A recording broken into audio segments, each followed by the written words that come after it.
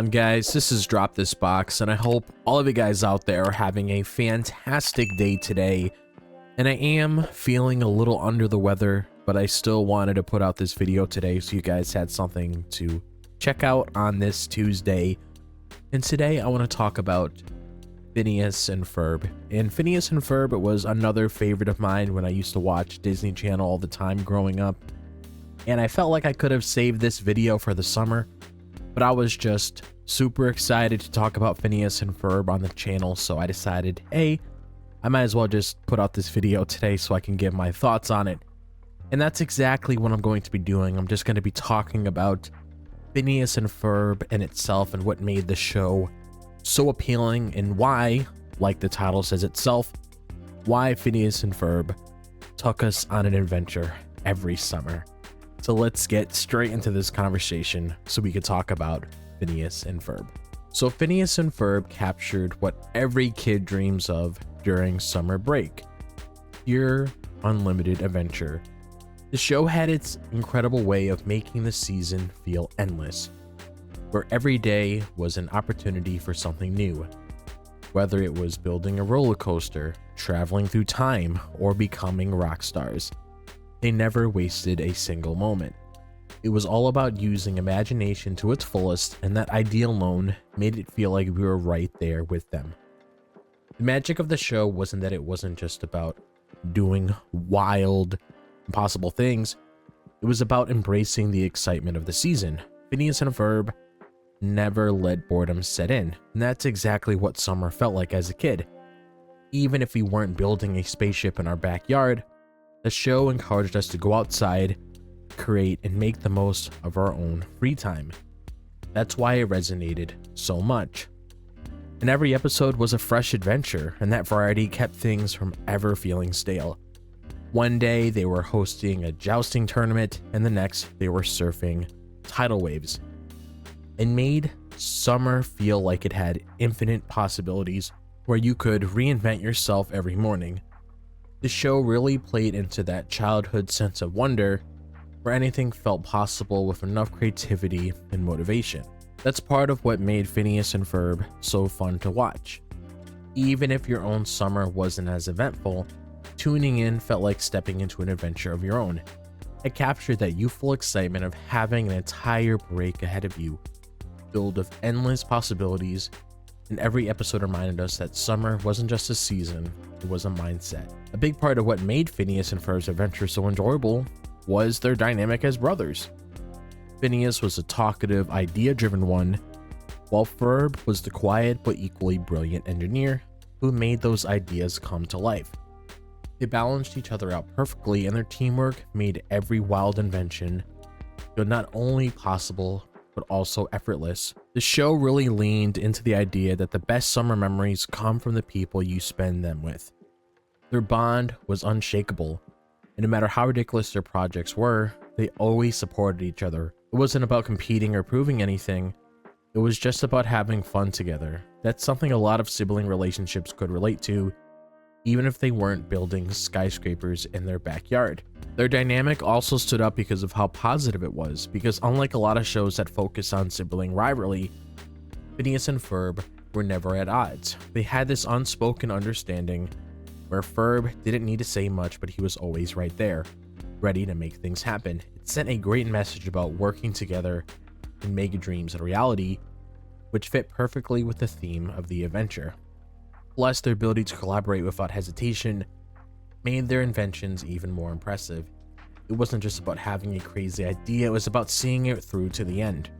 Their teamwork made everything they did feel exciting, and it made the idea of summer projects with friends or family seem even more fun. And of course, no Phineas and Ferb adventure would be complete without Candace trying to bust them. Her constant attempts to expose their projects to their mom became a running gag, but it was also one of the funniest parts of the show. No matter what the boys built, she was always right there, ready to prove that they were up to something. Candace's reactions made the adventures feel even bigger because she always treated them like a massive crime. Her over-the-top frustration and determination to get them caught added a fun twist to each episode. It was like a game. Would she finally succeed this time, Or would Phineas and Ferb's creations mysteriously vanish before their mom arrived and never got old? But what made Candace's role even better was how much she actually cared about her brothers deep down. Sure, she wanted to bust them, but she also had moments where she joined in on the fun or even protected them. Her character wasn't just a one-note antagonist. She had her own summer adventures, her own struggles, and her own growth throughout the series. In a way, Candace's never-ending mission reflected another part of the summer, the little battles that make it exciting. Whether it was playing pranks, chasing after goals, or just trying to prove something to yourself. That energy of always having something to do was a part of what made this season feel alive. And as much as Phineas and Ferb were the heart of the show, Harry the Platypus and Dr. Doofenshmirtz gave us a whole other adventure running parallel to theirs. Harry wasn't just a pet, he was a secret agent with his own missions, and somehow his battles with Doofenshmirtz always lined up perfectly with Phineas and Ferb's projects. Doofenshmirtz was one of the most lovable villains ever. He wasn't truly evil, he just had a lot of ridiculous schemes, most of which weren't even that threatening. His backstories were hilarious, and even though he was technically the antagonist, it was hard not to root for him sometimes. He wasn't trying to take over the world, he just wanted some recognition. And the best part was how Harry and Doofenshmirtz had this weird mutual respect. Sure, Harry foiled his plans every time, but there was a strange friendship there too. They had a routine, a back and forth that made their encounters feel more like a quirky tradition than an actual battle, and that kind of dynamic made the show feel even richer. Having the secret agent storyline running along Phineas and Ferb's inventions made the world feel bigger.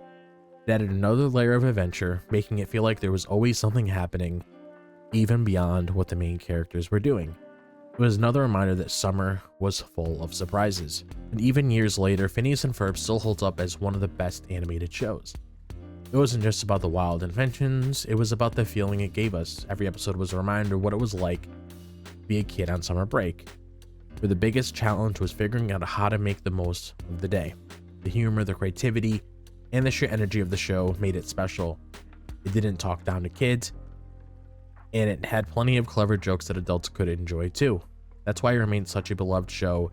It knew how to be fun for everyone. And even though we all grow up, Phineas and Ferb reminds us that adventure never really goes away. That spirit of making the most of every day, or embracing creativity and excitement, is something we can carry with us no matter how old we are. It's not just a summer show, it's a mindset we can take with us long after the season ends. Phineas and Ferb made every summer feel bigger, more exciting, and filled with endless possibilities. Even now, whenever we hear that theme song, it brings us back that same energy, that same joy of endless adventure. So I had a lot of fun talking about Phineas and Ferb within this video because this was one of my go-tos back then as a kid, especially when it came to a lot of those Disney cartoons that I used to watch all the time. Like, I absolutely loved Phineas and Ferb, and especially when I was watching it around the summer. I used to go out all the time with my friends just to have fun and do things like Phineas and Ferb. Probably not at the same extent, of course, but, you know, use my imagination so I can have a lot of fun when I'm chilling with my friends outside. That's pretty much what I did when I was watching this show, and this show was just super enjoyable, and I'm glad that I had the opportunity to check it out when it was airing on Disney. And I heard there's also supposed to be a revival soon of Phineas and Ferb too, so I'm very curious to see how that's going to work. So I'll be sure to tune into that for sure. And I'll probably end up making a video in the near future whenever I get the chance to give my thoughts on that revival series. But now I'm going to leave the ball in your corner. How do you guys feel about Phineas and Ferb? Do you like it? Do you dislike it? Is there anything you guys want to say about it? Is there a favorite episode? Whatever the case may be that you want to share with me, be sure to let me know down below.